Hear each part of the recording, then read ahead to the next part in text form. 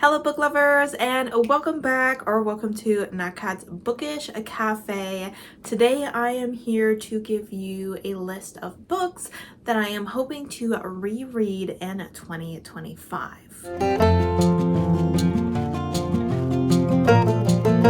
It is time for me to start my end of year content. I have to admit I am filming this kind of early here in November just because with Thanksgiving and my birthday coming up towards the end of November, I'm just trying to do some pre-filming, so I'm not sure if this is the first end of year content that you're seeing or if I posted other things.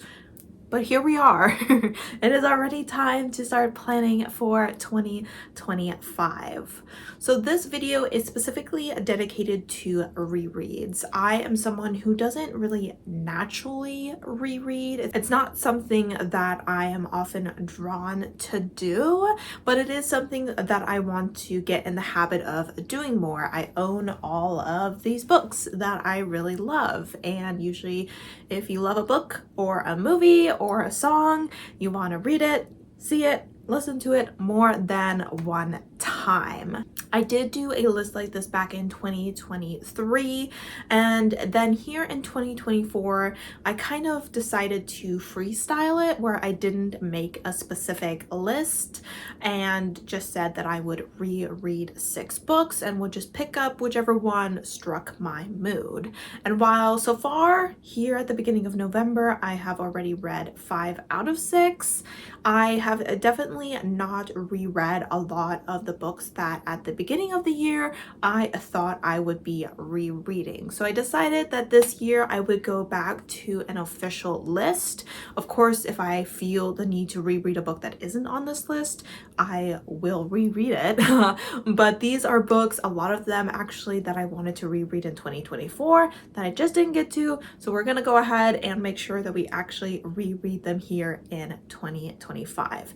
There is a combination of rereading some books so that I can continue on with the series. We do have a reread of a couple series in their entirety, and then we do have a standalone in here. So without further ado, let's go ahead and jump into those books. Up first on this list, we have a book from an author that you're actually gonna see on this list twice because I meant to reread a few of their books this year and it just never happened. The first being A Dark Rise by C.S. Pacat. The second book in this series came out either late 2023 or sometime in 2024. I don't even remember. It's sitting unread on my shelf because I have not reread this first book. In fact, I had full intentions of rereading this in like January or February. We're now in November and I'm pretty sure I'm not going to be doing it in December. Who knows? But it's astounding how I can somehow intend to read a book in January and it's November and it still hasn't happened. But this is the first book in a series that I have no idea how long it's going to be. Usually I don't like to start series unless they're finished, but for C.S. Pacat, I will make an exception because I love them so much. And this is their young adult story. It is high fantasy. We are following a young man whose mother, I believe, is killed at the beginning of the story, and he is on the run because someone is trying to hunt him down. And he comes across this place that seems to be behind a barrier that most people can't access, where a group of people used to reside that could protect the world from a very dark force. And he kind of joins them because he believes that this dark force is potentially what is chasing him to kind of train to protect himself, and he makes some friends there. Things go sideways. C.S. Pacat's world building is impeccable, but it is also highly detailed, and so by the time their second book came out, I remembered very little from this book. They are an excellent writer, but they are a slower writer. We're very used to authors putting out a book a year. C.S. Pacat is not that kind of author.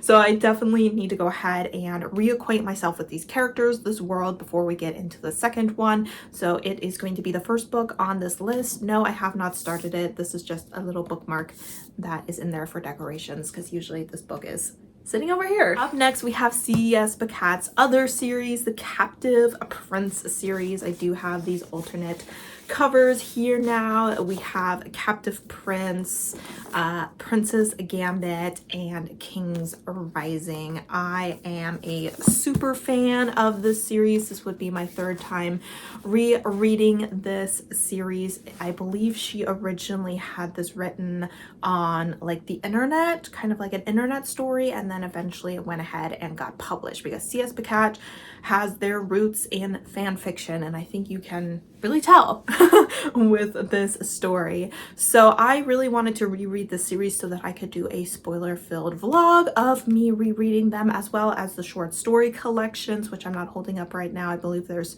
like 3 or 4 short stories attached to it as well.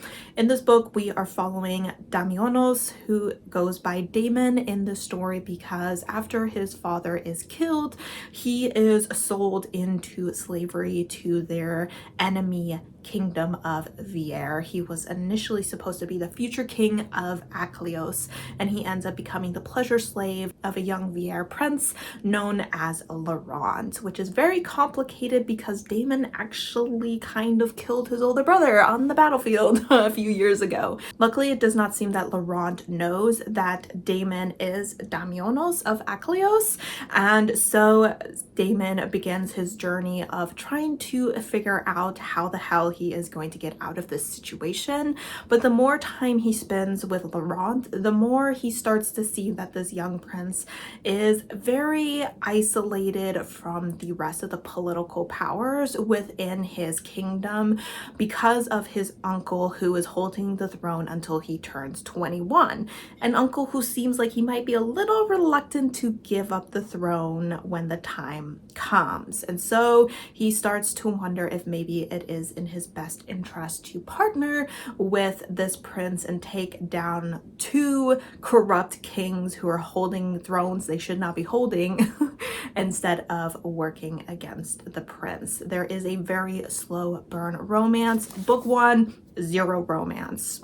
Can't even say this is a romance. Second book though, things start to develop. A lot of people get nervous about the fact that Damon is in a slave position. I always say that by the time their relationship starts to turn romantic, Laurent acknowledges Damon as a partner and almost as a bit of a advisor. So I would not say that we ever really get those romantic slave master vibes throughout this story. Once again, C.S. Packat's writing, world building, character development is scrumptious, and I am very eager to reread this series. Up next, the final book that I had meant to read in 2024 and didn't get around to and that is going to be Winter's Orbit by Everina Maxwell. This book was actually on a TBR. My sister chose it for a sister's pick, specifically because I told her I wanted to reread it, and so she gave me that option to do so, and I just didn't get around to it. So this is the first book of a companion series. I think there's only one other book, and it's not really necessary for me to reread this book before I go into the companion because they take places in different parts of the universe. But I still really would like to go ahead and reread this book before I jump into, I believe it's called Ocean's Echo. This is a queer sci-fi mystery situation. We are following Kaim, who is kind of the disappointment of the Empress. He's one of her grandsons, but he is a bit of a wild one. You know, he's the young prince that is always in the news with scandal. And then we have Janin, who used to be married to Kaim's cousin, but this cousin ends up passing away. And so because Janin is kind of the ambassador diplomat of another planet, the Empire wants to make sure that they continue to have control over this planet through an arranged marriage. And so they ask Kaim, or tell Kaim, that he has to go ahead and marry Janin now. As they kind of get to know each other, they start to realize that Kaim's cousin's death may not actually have been an accident as everyone says it was, and that there are some big issues occurring, especially because one of the larger empires of the universe, like the kind of empire that could destroy them in like a day, is coming to make sure that everything is fine and dandy. And right now things are not fine and dandy, and so they gotta fix things before they all get blown to smithereens. So I had a good time with this book, but I have to admit I keep feeling like the hype around this book impacted my rating, which doesn't always happen, but every once in a while it does. It happened with Red, White, and Royal Blue by Casey McQuiston, and I ended up rereading it and still giving it a 5 star. So I'm hoping that is the situation here, but every once in a while my brain is like, can you reread that? Because I'm not really sure I gave it the proper rating. So that's what we're doing here. Hopefully I get to it next year since I was not able to do so this year. Up next, we have the only standalone on this list, and this is actually a classic that I read back in high school, and I found it at probably like Half Price Books, or I don't even know, Goodwill, Value Village, and I was like, I remember really enjoying this book, even though I remember literally nothing about it, and that is A Lesson Before Dying by Ernest Gaines. I believe I read this probably my junior year. I want to say it was my junior year. I don't even remember. High school is a bit of a blur. It's been so long. It's been over 10 years now since I graduated high school. I graduated back in 2014. It is just so crazy to think I've been out of high school for like 10 years. I'm like, wait, I don't have my life figured out yet. But this is a story in which we are following a teacher who has returned to his smaller town to teach at the local school, and one of the local Black men is arrested for the murder of some other people during a shooting that he apparently wasn't even a part of. He was just, you know, wrong place, wrong time kind of situation. But obviously during the time that this book is set, we were just arresting and executing Black people because we could.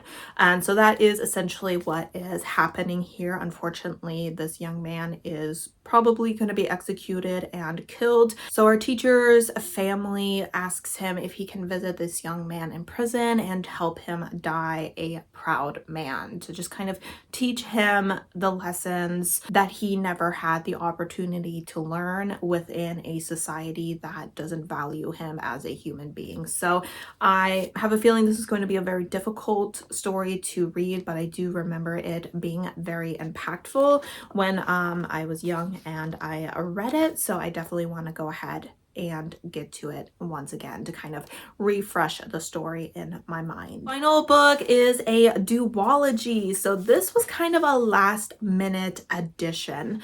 This is the Dream Blood duology by N.K. Jemisin. So I have not read all of N.K. Jemisin's books yet. So you're probably like, why are you already rereading her stuff if you haven't even finished reading everything through for the first time?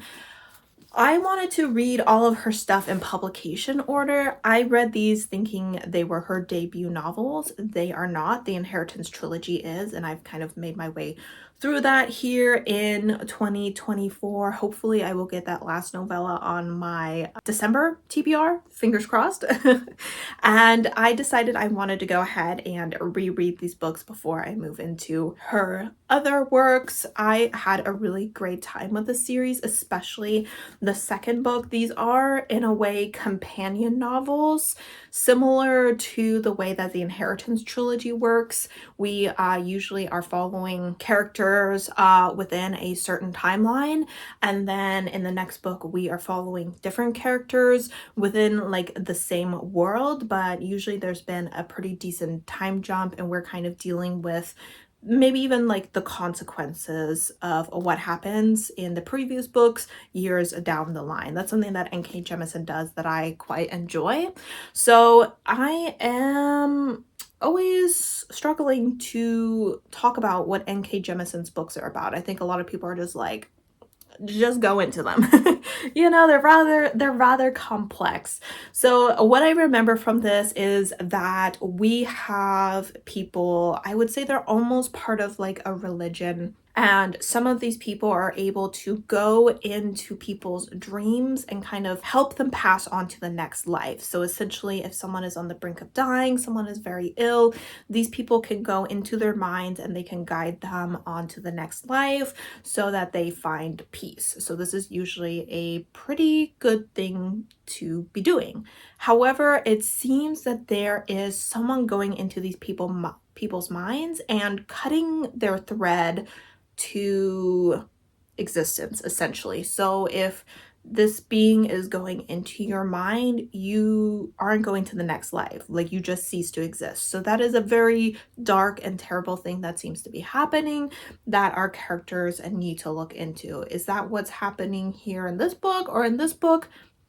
I can't remember, but it has a lot to do with dreams, obviously dream blood and being able to go into people's dreams, and dark forces kind of invading those spaces and people just kind of trying to protect people from that. This book, I remember being incredibly dark. It has a lot of trigger warnings, especially when it comes to like child abuse and incest.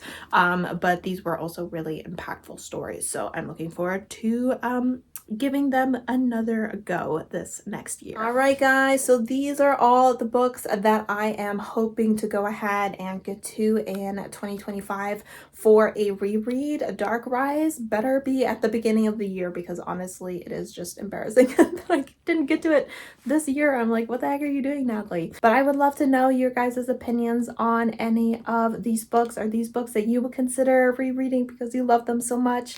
I would also love to know if you guys have any books that you are excited to reread and re-experience in the new year.